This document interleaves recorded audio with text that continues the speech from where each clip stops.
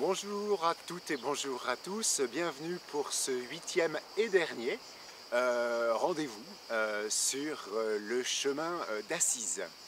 Alors voilà, je suis arrivé à l'issue des pas tout à fait 1500 km à pied entre Vézelay et Assise ici en Ombrie, en Italie. Vous avez derrière moi, c'est pas le premier clocher sur la gauche, c'est le deuxième qui est tout au fond derrière les cyprès.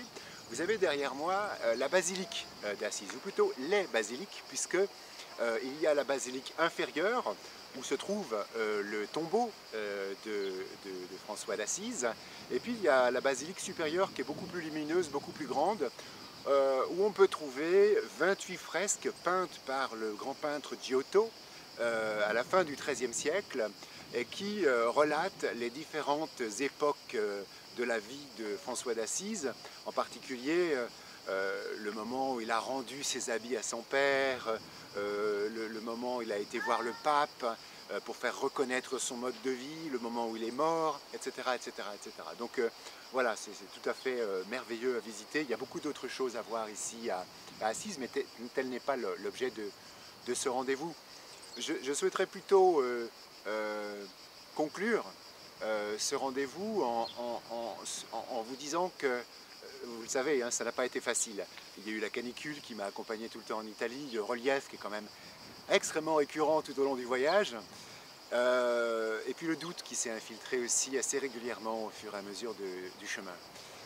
Cela dit, ici, à Assise, on a la chance d'être dans une atmosphère extraordinairement mixée entre les pèlerins, les touristes, les habitants, et puis les clercs. Il y a énormément de frères en bure, avec la corde autour de la taille, et tout ça est parfaitement mixé. Et j'ai eu la chance de rencontrer un novice d'une vingtaine d'années, dont j'ai fait le portrait d'ailleurs dans la croix, vous pourrez le lire dans le journal. Et ce gars m'a vraiment impressionné, à vrai dire.